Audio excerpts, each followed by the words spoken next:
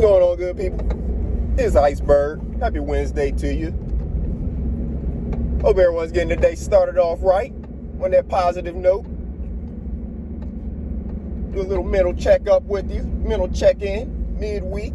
How's your week going? Have you gotten some things accomplished that you wanted to conquer this week? You still got some things on your list to get done? Depending on where you are, I'm in North Carolina Zone 7B. It's been pretty nice weather here the last couple days, into the 70s. But that's supposed to change here, approaching the weekend. And it's a long weekend for some. Veterans Day weekend. Salute to all the veterans out there. So make sure you're prepared for that. Make sure that when you're planning your week out, you look, if there's some things you need to do that are going to have you out and about, or maybe you need the weather to be a certain way. Make sure that when you're planning your week out on that Sunday or Monday, you put those things into thought and plan your schedule accordingly. Of course, you want to do your outside work on the nicer weather days. So you may have to bite the bullet and do it on a day you didn't really want to do it, but it's the best day to get it done based on the weather conditions, It's all about setting yourself up for success and setting yourself up to get the things accomplished you want to get done and still take care of your mental health throughout the entire process. So you don't feel so stressed about it, going up to maybe reaching a deadline for when you wanted to have something accomplished. All about making that proper plan.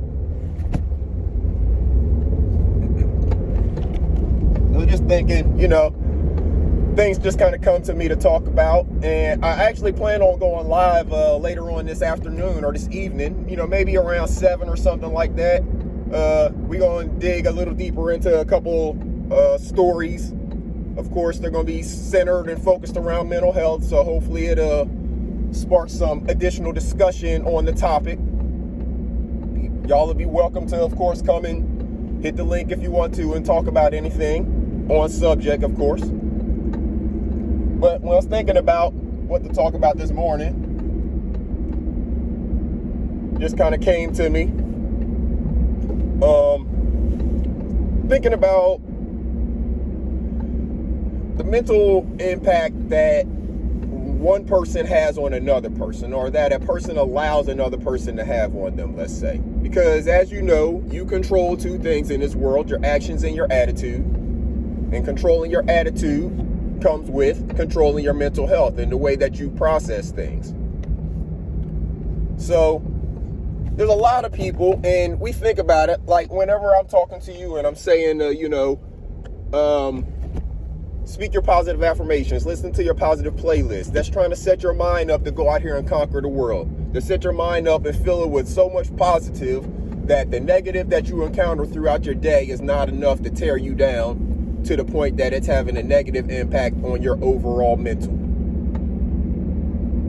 That's what that's designed to do. Set you off right, because I don't know how many people you all have in your lives and in your workplace or whatever who are speaking those positive affirmations to you on a regular basis. I know in most workplaces, that's a place where there's a lot of room for growth, is speaking positively to their people, giving them reaffirming of the good job that they're doing, even if it is just their job. They still need to hear those positive affirmations and receive some, reward or whatever for doing what they're supposed to be doing and doing it at a high level. If you think about how much professional athletes and actors get paid, they're just doing their job. They get paid very well, compensated very well. Why? Because they're doing their job. They're doing it at a high level. Well, we do our jobs at high levels too, so we need that. But you don't always get it. So you need to give it to yourself, because it's your job to protect your mental health and to ensure that you are receiving the things you need to keep a healthy mental state of mind. So thinking about that, when you go out into the world, a lot of times we see, maybe you are one of the people who do it, but if not, I know you've observed other people do it, maybe on social media, maybe in, your real life somewhere, where someone will be arguing with another person about a subject that it doesn't matter what either one of their opinions are on the subject in reference to the other person's life. Say, for example, abortion. That's a hot topic issue. In Ohio, yesterday, they voted to confirm people's right to abortion in their state constitution. And there's a lot of other states getting on board with that. I'm not here to talk about that subject, but you will have two people on opposite sides of that issue who are not husband and wife, who are not even, family members at all. They may not even really know each other. They may meet each other on social media. One person on one screen, one person on the other screen. But they will get into a heated debate and argument and maybe even start using terminology towards one another that they wouldn't normally use, calling each other names or different things like that. And it may not be about abortion. It may be about some other subject. But my point is, two people who are arguing about a subject that one's opinion does not have an impact on the other person's life. And they will argue about it, vociferously. And my question to those people is, how does that make you look to the people on the outside who are not picking up everything that you're saying? They may not be around for all of the discussions. Say these discussions or arguments go on for multiple days, weeks, months, years. Everybody who you see as your audience is not hearing everything you are saying. Either one of you. Nobody is hearing everything either one of you are saying. And there comes a point in time where one of the people in the argument, maybe even from the beginning to some of the outside observers, they look at that person's, the points that they're making and how they're articulating themselves, and they're like, this person's a fool. They don't have a clue what they're talking about. They're just, yelling and making a bunch of noise about a subject they don't even know what they're talking about, and it shows in what they're saying. So then once one person in the discussion, argument, disagreement gets viewed as a fool by an observer, then the other person that is arguing with that person, then to the outside eye, because again, everybody is not seeing and picking up everything you're saying. So to the outside eye, then you, the other person who may be educated, start to look like a fool as well. Why? Because the wise man said, don't argue with fools, because people from a distance can't tell who is who. So that's not just a lyric. That's not just a line in a song or in a book. That is real life. From a distance, the outside observer cannot tell who is who. Whenever you are arguing with somebody that the outside observer considers to be a fool. There's a lot of fools out here in the world, or people who are viewed as fools out here in the world. But you never know how another person is viewing that person. So for you to engage in an argument with this person, who, again, has no real impact on your life. They haven't made any moves in your life. They haven't changed your bills from getting paid, your roof, you from having a roof over your head, none of that. They don't matter in your life. But for you to continue to engage in argument with that person starts to make you look like a fool. Because we already see that other person as a fool. So the more you continue to engage in argument with that person, the more you start to look like that fool. Because from a distance, we can't tell which one of y'all's the fool.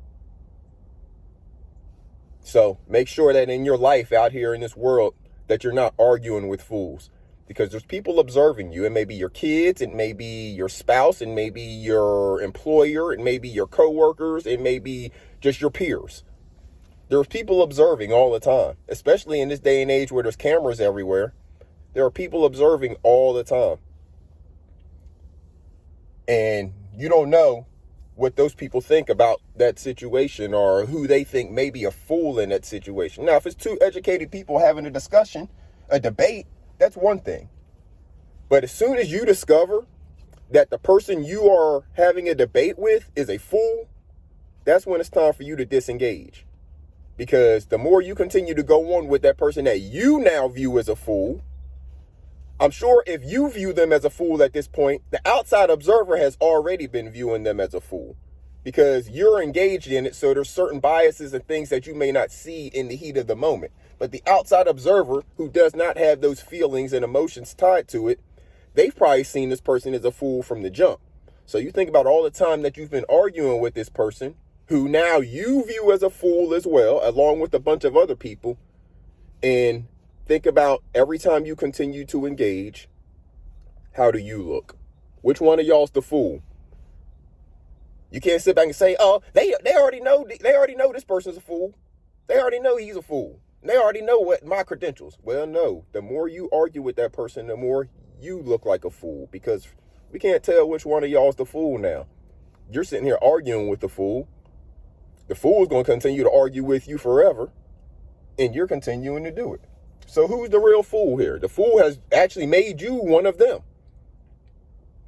As opposed to you thinking that you're going to make the fool come over here and get more educated and learn something, the fool has made you one of them, because now you're just arguing with a fool. So make sure that you're not doing that in your life, good people. It's important how you spend your time. You're not getting any more this time. They're not making any more of it. No matter how much money you make, you cannot buy more time. That is one thing that we all have a ticker or a clock on, and you don't know how much of it you have, but you know that you don't have as much of it as you had the previous moment. So make sure you're taking care of yourselves and each other. Make sure you are not out here arguing with fools. Make sure you get you something planted in the soil. Grow something good, people. Grow something. It'll bring so much peace in your life. Don't let these fools out here disturb your peace. You control your peace. Don't let fools disturb your peace. So make sure you're taking care of yourselves and each other. Make sure you're educating them babies and not having them engage in arguments with fools. Until next time, good people, this is Iceberg. Salute.